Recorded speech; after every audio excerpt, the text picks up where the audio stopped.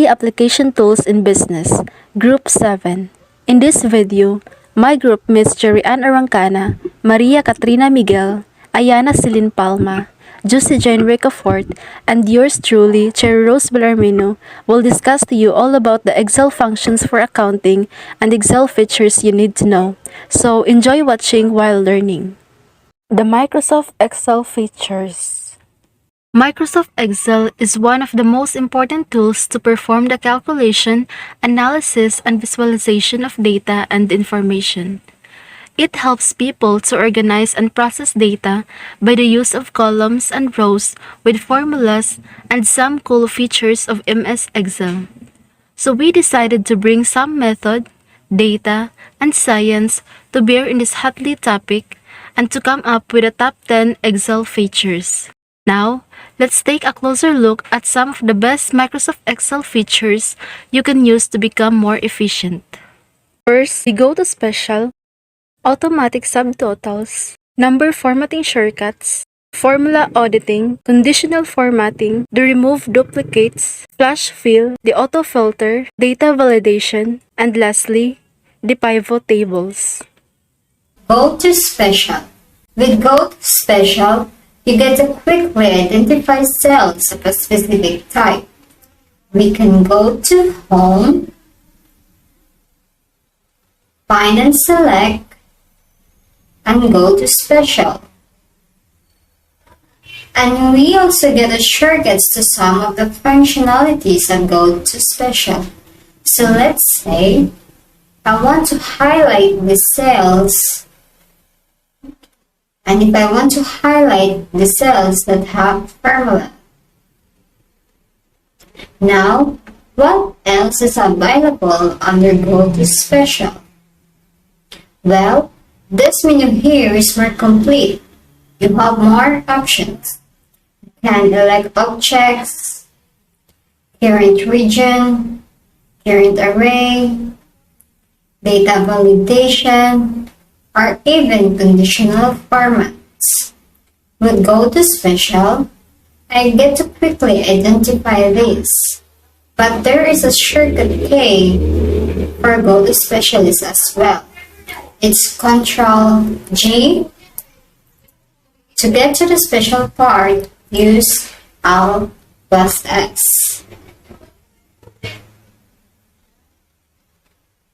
Automatic Subtotals. You can get Excel to automatically add subtotals for you wherever you need it, without you having to write a single function. So here, I have the count day or the date, the selling price, quantity, and the total amount. And let's say I want to add a subtotal every time a count changes. Before I use that functionality though, I have to make sure that the column I want to add the subtotal to is sorted. So everything is grouped together. Let's quickly do that.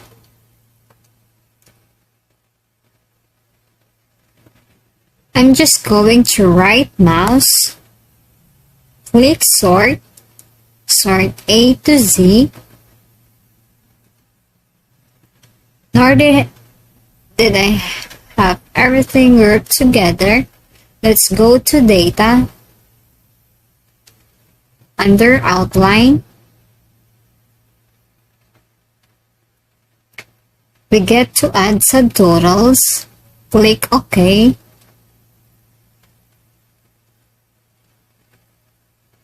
First question is, where do we want the subtotals to be added? We wanted this change in column B. Which function should we use? Well, I want to sum the total amount column, but I have other options as well. I could count, average, max, mean, and so on. I'll stick to sum. Which column do I want to get the sum of? Well, it's the total amount column or the column G. If I have existing subtotals in there, I can replace the current ones.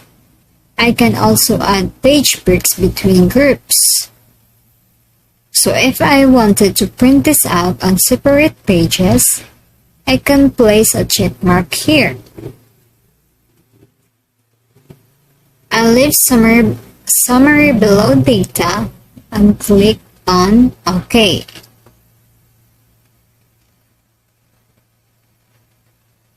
And take a look at this. I get these rows automatically added with the correct function.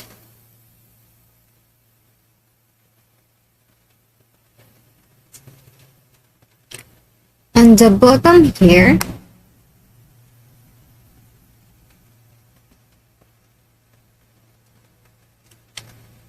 I get a grand total as well. All of this grouping was added by just clicking a subtotal. What if you want to get rid of all the subtotals? Go back to Outline, click Subtotal, click OK, and remove all. Number formatting shortcuts. As accountant, you work a lot with numbers, so it helps to remember some number formatting shortcuts. For example, here, I have a list of dates, but they're shown as integer values because they have the general format. Now, I can always go here and change the formatting to a short date or a long date. But I can also use a shortcut key to do this. Let's select Arrange with Ctrl-Shift down and use the shortcut key Ctrl-Shift down. In case you'd like to have a different date format, use Ctrl+1 to bring out the Format Cells dialog box and select your formatting from here. We can also switch to date and select your date from this list. What about other number formatting shortcuts? To change the values in the total amount column to currency selected,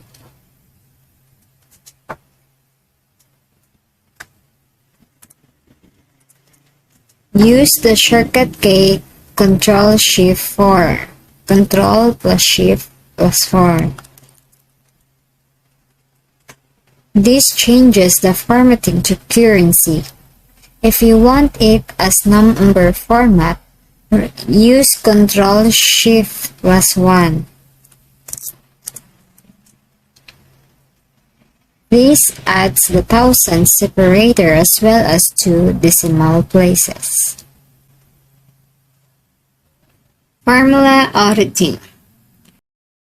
When you work with formulas, it can get tricky to remember which cells are impacting your results. So for example, there's a function here, and I quickly want to see which cells are impacting this. Now I don't want to read the formula and go back and forth. I want to visually see this. I can go to the Formula tab and click on Trace Precedence. I can quickly see these 2 cells are impacting the value in G1.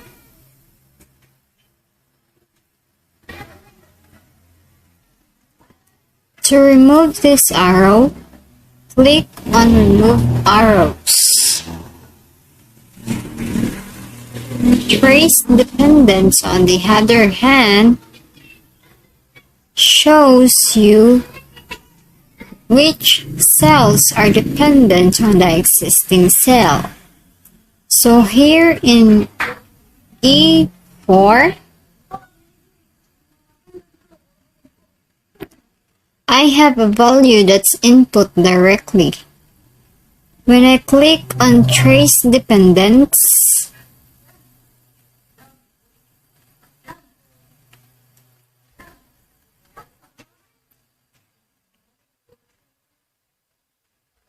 it shows me that the cells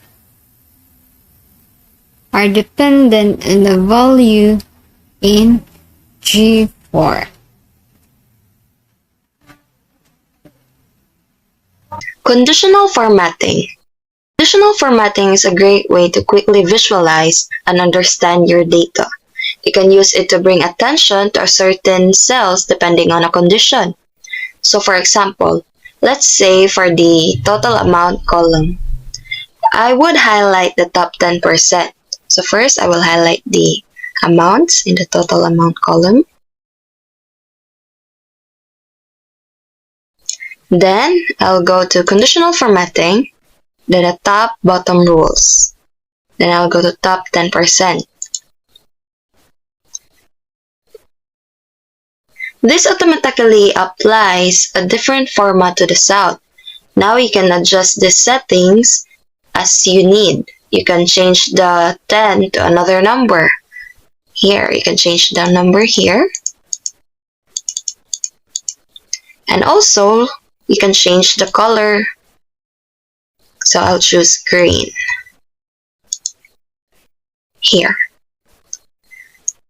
Now, as you probably noticed in conditional formatting, you have a lot more options than this.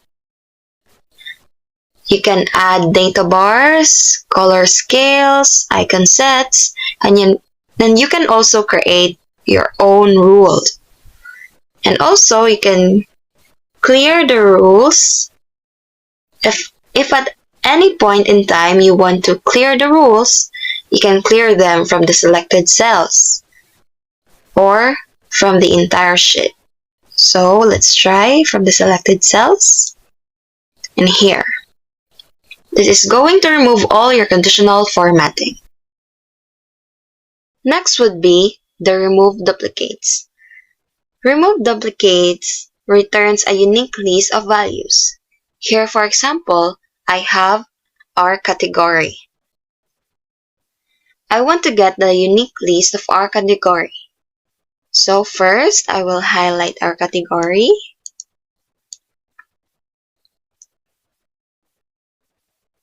Then go to data and then to remove duplicates. Continue with the current selection.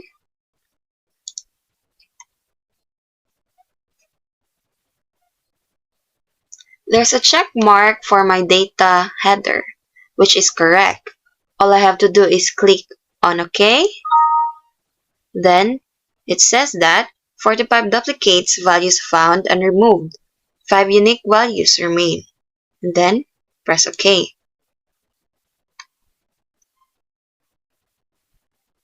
You can also do a simple column or more column as you need. So that's it. Flash fill. Unfortunately, we receive our account labels in this form, where we have the product number and the product flavor. We need to split this into two separate columns. We don't have to worry about formulas or using any of the tools up here. We can use flash fill and there is an accessible shortcut key for this. All we have to do is to show it what we want and it's going to try and figure it out for us. So in this case, for product number, I wrote number 1, so I'm basically entering what I see here now. So check this out. I'm going to highlight this range and press the shortcut key, Ctrl E. It understands what I want and it gives me the correct product number. So we can do the same for the product flavor. Let's type in Americano. Let's highlight the area. And in case you forgot the shortcut key, Flash Fill is available on the Home tab. It's right here to this side. So the next is Autofilter. To be able to quickly filter this dataset, use the shortcut key, which is the Ctrl-Shift-L. We can immediately get this drop-down boxes where we can filter our dataset. I can select specific field or I can use text filters. So for example, the date. I can pick a specific month or here I can pick a specific date. Also, we can use this data filter, which it has yesterday, next week, this week, and so much more. We can also custom filter. So for example, if the date is after a certain date, after, how do we enter? Well, we don't have to worry about entering dates because we have a date picker. So here I'll choose February.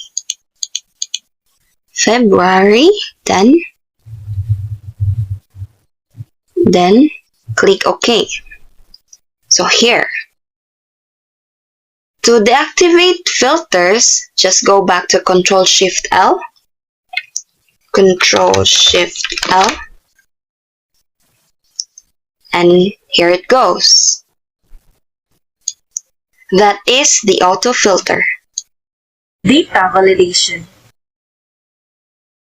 If you're creating templates that you want others to fill, make sure you add data validation. This is going to help you reduce the number of mistakes. So let's say I want user to fill up the product flavor, but the account should match what we have in our product flavor list. I can add drop-down list here. To do that, go to Data, under the Data Tools, select Data Validation.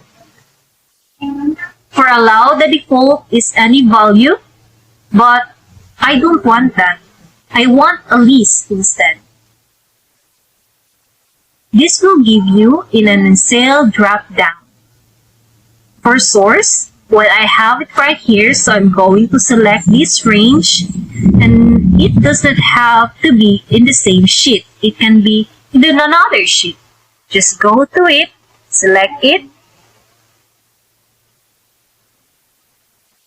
and then click OK. And you have a drop-down list. If you want this list on the other rows here, you can select your entire range. Here. Then, or if you forget, like I did, just copy the cell and then highlight the range, right click, then click Paste Special, and only paste the data validation. Then click OK. This is going to give you a drop down without the content here.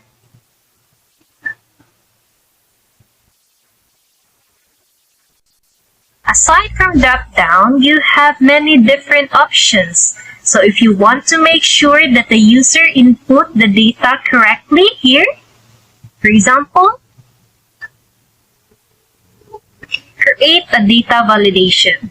Go back to the data, under the data tools, select data validation, then select date. You can put start date and end date. Or you could, for example, only allows for dates that are greater than the dates you specify here.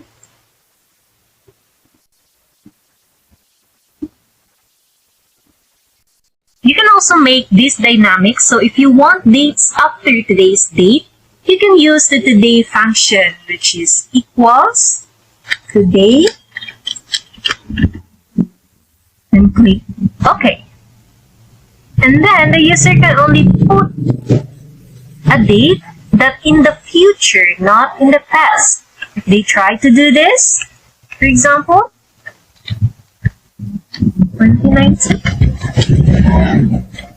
they get an error. Pivot tables. A pivot table is a statistic tool that summarizes and recognizes selected columns and rows of data in a spreadsheet or database table to obtain a desired report.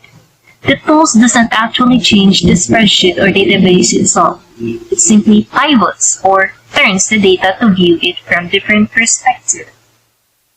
Now I want you to look, in this case, I have a product number, product flavor, the date, category, selling price, quantity, and the total amount. And let's say I want to take a look at the total amount by category. Or maybe I also want to take more detailed look at by quantity in category. I might want to look at the amount by different months. All of this is easily doable with a pivot table with your data organized like this. And call here, go to insert, select pivot table. Make sure your range is correct. Here, from here to here.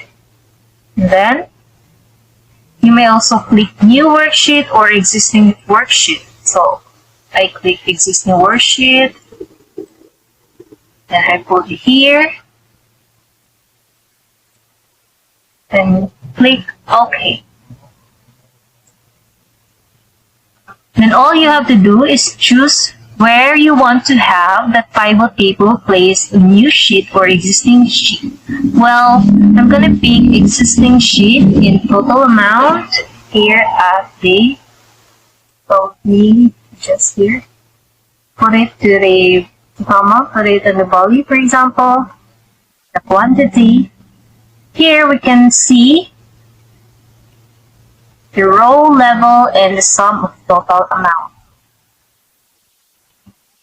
You can also be number format here. By the date, by the number, then use 1000 separator or the comma, then decimal places 0, then click OK. You may also sort it by largest to smallest here. Then next, you may also, if you want, to put the product flavor here at the column level. You may see here column flavor. And then if you drag it out here at the report filter, you may also see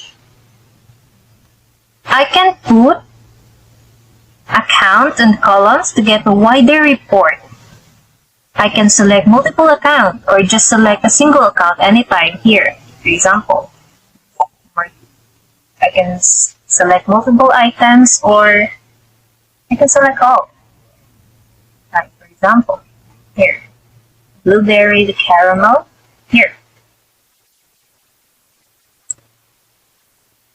Now, what if you wanted to get more information about this number? Well, double click on it.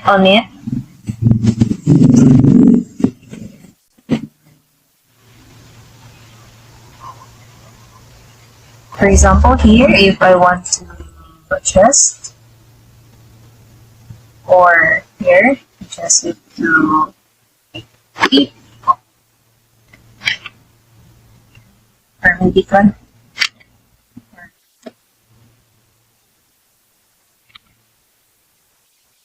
You just need to refresh it by pushing it.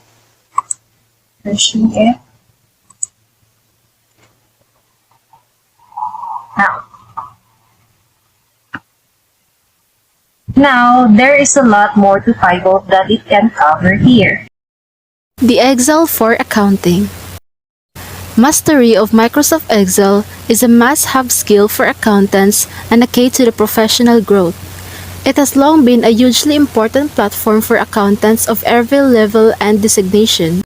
Excel is the core tool for most accounting firms, used to forecast and facilitate companies' growth, as well as to help decision makers determine what a system needs and what changes should be implemented. Even if you hate Excel, it's one of those platforms you can't avoid in the accounting world, no matter how senior a position you hold. Accounting analysts, managers, and even directors are expected to have mastered it and be able to use it with the utmost efficiency. To stay in accounting, you have to learn to love it, or at least to use it properly. These skills require a practice and experience. So, in this video, we're going to discuss about the 10 Excel functions that mostly used in accounting. They are the aggregate functions, the round functions, the end of the month functions, EDATE functions, the working days functions, 3D formulas, Sumifs, the Averageifs and Countifs function, the if functions, VLOOKUP functions, and lastly, the trim function. The aggregate function. Aggregate function allows you to summarize values, and it gives you the ability to ignore errors, values, as well as hidden cells. So for example, here I have the product number, the product flavor, a category, date, selling price, quantity, and the total amount. What happens if I sum the total amount in this column? Here is sum, then use the Control Shift down, then close bracket, and click enter. I get an error. Why? Because I have an error in there here. With the aggregate function, I get to ignore errors. To start with aggregate, which is we have here a lot of choices, so I want to sum it 9, then comma. For option, we have a lot of choices here. The ignore the subtotal aggregate function, ignore hidden rows, this is the totals and aggregate function, ignore error values, this is the total aggregate function, and many more. Now, I want to ignore it, ignore error values. So click 6, comma, then select the total amount column, Control Shift down, Control Shift down, and then comma, close bracket, and hit enter. So here, now the subtotal is the older version of function, and here we get our number. Let's just update it here, update it, and update the formatting of this. And now at this point, I'm going to ignore the values here. And I'm not ignoring hidden cells. So if I restricted this to employee related, so let's, what if, or, okay, here, I still get the sum of the entire column to ignore the hidden cells. I can change my option here, 5 rows, ignore hidden rows, and then ignore all just. Oh. Okay. Let's the round function. The round function allows you to round your values to the number of digits that you want. So in this case, I have a selling price and interest percentage. Then I want to calculate the total selling price. Let's start with an equal sign. Go to C2, multiplied with an open bracket 1 plus. Go to C3, close bracket, and click enter. And that's my total selling price. But here I have more digits that I need. I want to round this to 2 digits that we can use to round function. So round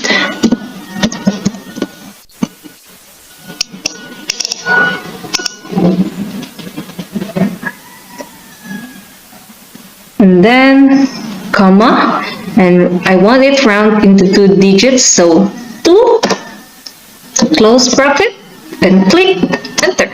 So here,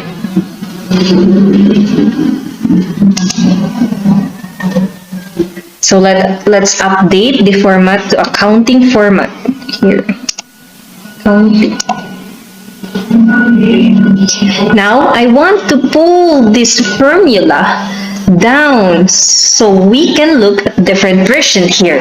But before I do that, I'm going to fix my cell, the referencing, to make sure they don't shift.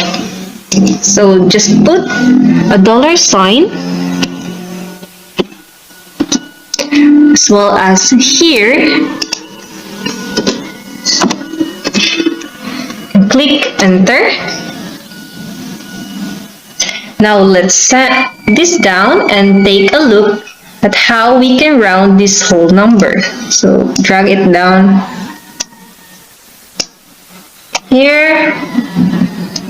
Well, to round it into whole number, instead of 2, let's make it into 0. Then click enter.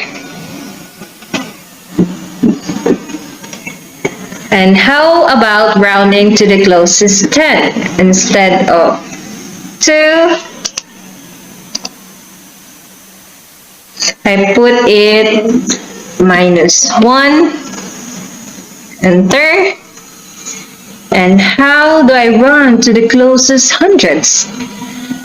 And put it negative or -2, enter. And that's all. That's round function works. End of the month function. So end of the month functions is used to calculate maturity dates or due dates that fall on the last day of the month. So with the end of the month function, you dynamically calculate the dates associated with the end of the month based on your specified date. Now, this can be end of the current month. All of this can be controlled with a formula to start with EOMONTH, then open parentheses, then the start date we have in here is in January 2, 2021, and the number of months we want to jump in is 10 months. So close the bracket, then enter, and we get the result in here, which is in November 30, 2021. So let's just send this down the remaining dates to see the last day of the month. EDATE functions. So the EDATE functions is used to calculate maturity dates or due dates that fall in the same day of the month as the date of the issue. So the EDATE functions allows you to move a few months into the future or in the past based on your specified date. So let's say we want to move 15 months from this date.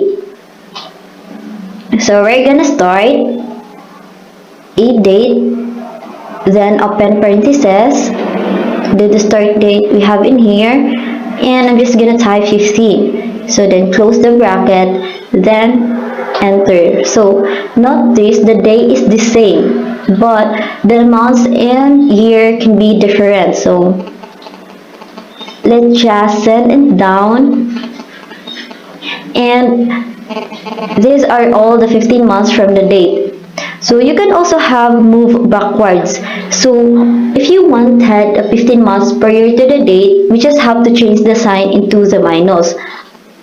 So let's say -15, then enter. So there you have it.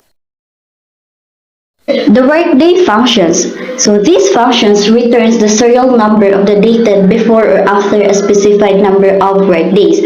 For an example, if we want to get the date 7 business days after this date excluded those holidays and weekends, the perfect function to use is the workday functions. So remember that these functions has two different versions. So first, is this first version. So this version has a specific weekend days, which is the Saturday and Sunday. And the second one is the updated version, which we can pick or choose the weekend we want. Like I have a screenshot here, the weekend number and the weekdays that we want to choose. So to clearly identify the difference between these two versions, let's have this example. So workday, then open parentheses, the start date we have in here, and the days, which is 7, and the holiday. So drag down and then press F4 to fix it to copy the function down. Then close the bracket, then enter. So the second version. So workday, open parentheses, the start date, and the days, which is 7, and the weekend. So by default, we're gonna choose number 11, which is the Sunday only. And then the same goes as the first version. Drag down all the holidays, then press F4 to have a fixed copy down, then close the bracket, then enter. So as you can see, they have a different result. So as I mentioned earlier, that this first version has a specific weekends, which is the Saturday and Sunday. So I have a screenshot here of calendar in January. So the first version started counting in January 4 because 1 is a holiday and 3 is a weekend, which is excluded in calculating the workdays. So let's have 1, 2, 3, 4, 5, 6, 7, and it ends at January 12. As you can see in this result. So in this updated version, as you can see that we choose number 11, which is the Sunday only, and then we started counted in January 2, which is the Saturday. So 1, 2, 3, 4, 5, 6, 7. So it ends at January 9, 2021. So drag down to see the result, the remaining dates, and then there you have it. 3D formula. A 3D formula is a formula that refers to the same cell, a range of cells on multiple worksheets. So for example, if we want to sum up all the cells from each category of each month, we go to use a 3D formula. Here in this example, I have a sales information in different month put on different sheets. So in the first is the month of January, February, and then March. Now, notice that the structure of these sheets is the same. I have the category, the cells, and the amount, and then the total amount. Now, let's see. I want to add up sales information of all the sales of each month. So one way to do this is start off with the equal sign. Then I'm just gonna type the sum. And then go to the sheet you want to include. So the starting month here is January. And then, so I'm going to the first month, which is January. Then click the cells we want to add. So for the 3D formula, you just need to mention your cell once in the end. What you need is your starting sheet and your ending sheets. For the less hassle, so we're going to need to add a colon here after the word January to automatically add the information or value we want to include. So I'm just gonna type colon. So just the same way you would refer to a range you have that column from and to the sheets you want to add on. So click the ending sheets we have. So we have the month of March. Then as you notice that there are 2 exclamation mark here. So all we need is just 1 exclamation mark in order for us to have the correct information. So just we're gonna delete this one and then close parentheses, then enter. So as you can see, we have the total value of the sales of coffee in different month. Now, I only need to do is to send this down to see remaining details of each category. I could do this for the total as well, and then There you have it. We had the total amount of each cells of category in each month.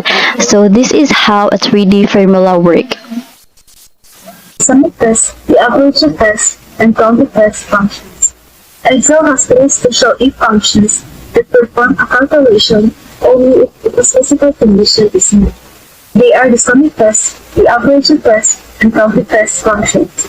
These functions allow you to evaluate only one condition. First, the Sumifs function.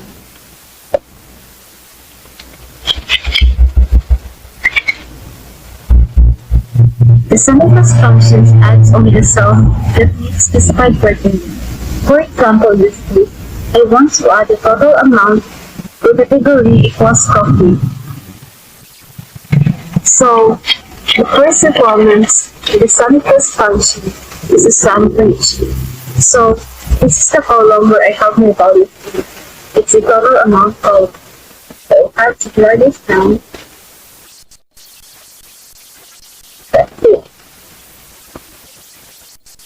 Next requirement is the criteria range 1. This is the range in which my condition is based on. In this case, it's the category column. So I'm going to select it and write this down.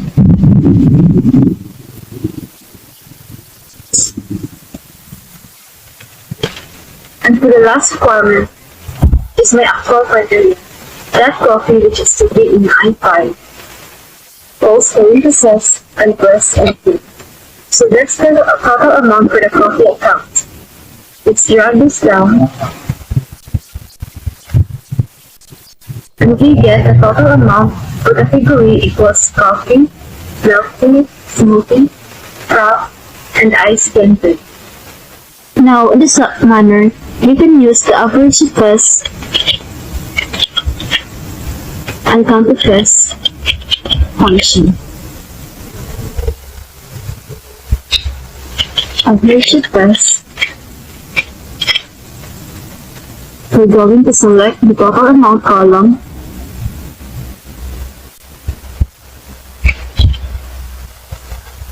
the category column,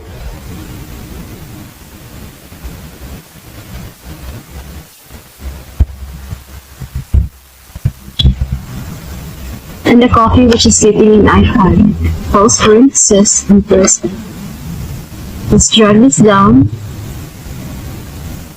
and we get the total amount for the coffee, milk tea, smoothie, frap, and ice blended. For the Countifs function,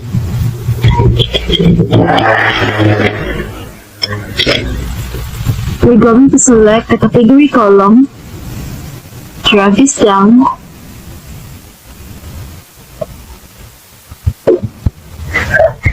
and the coffee which is sitting in I5. False parentheses, and we get the Countifs function. Let's drag this down, and that's it.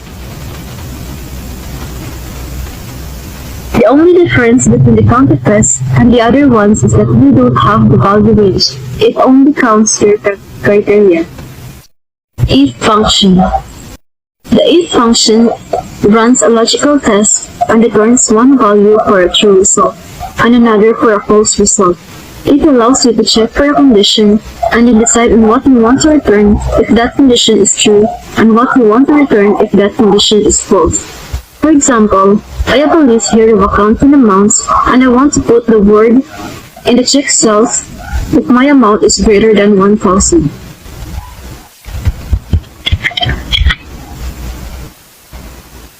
So, the if function will look at the total number in column G and see if it is greater than or equal to 1,000. Now, the first thing the if function needs is the logical test, which means a value or logical expression that can be evaluated as true or false, and this is what we're checking for. In this case, I want to say if this number is greater than 1,000. So I'm going to type in 1,000.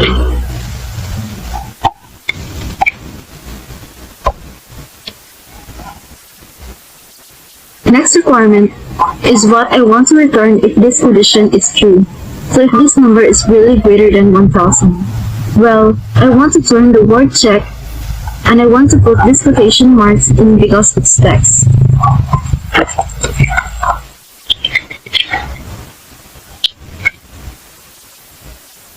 The last requirement is what I want to return if that condition isn't met. So if my number is less than or equal to 1000, in this case, I don't want to put anything in the cell. I want to put nothing, and nothing is quotation mark, close parenthesis, and press enter. And in this case, I get nothing, because this number is below 1000. Now I'm gonna fill this down.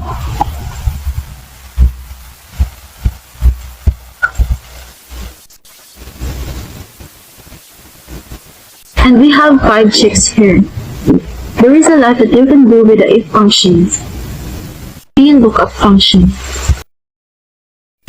The VLOOKUP function allows you to look up a value in another range and return a corresponding value.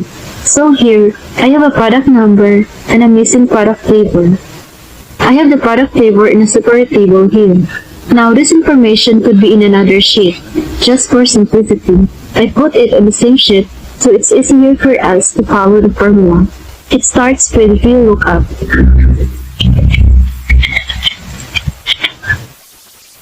First requirements that we need is the lookup value. Which value are we looking at? It's this one right here. Next is the table array. What's the range where we can find this value and what we want to return? My range is right here. I just need a content and I don't need the header. Click F4. And important here is that the column where my lookup value is sitting in has to be the first column. The column I want to return needs to be the right-hand side of this column. Now, they don't have to be stuck together like in this case. There can be other columns in between. In this example, I just have these 2 columns. Another important point is that we have to fix this because I'm planning to pull this down formula. Next requirement is the column index, which I want to return. Do I want to get back the first column or in the second column? Well, my product table is sitting in the second column, so I need to put a 2 here.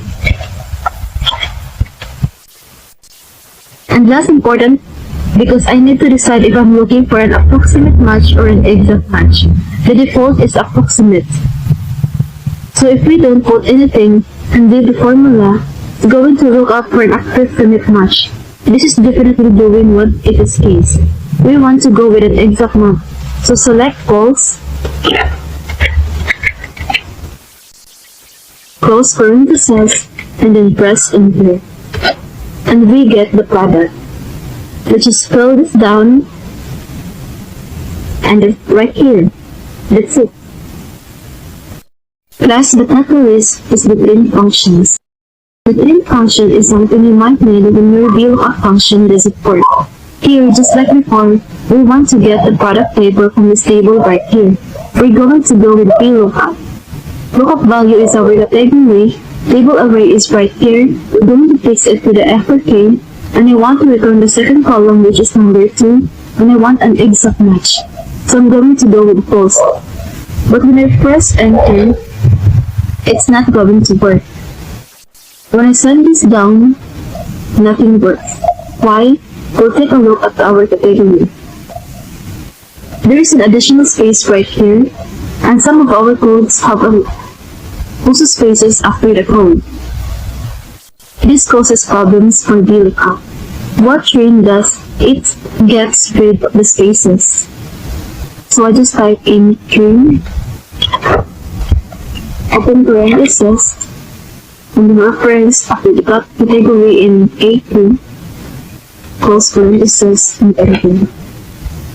And I'm just going to copy and paste specialties.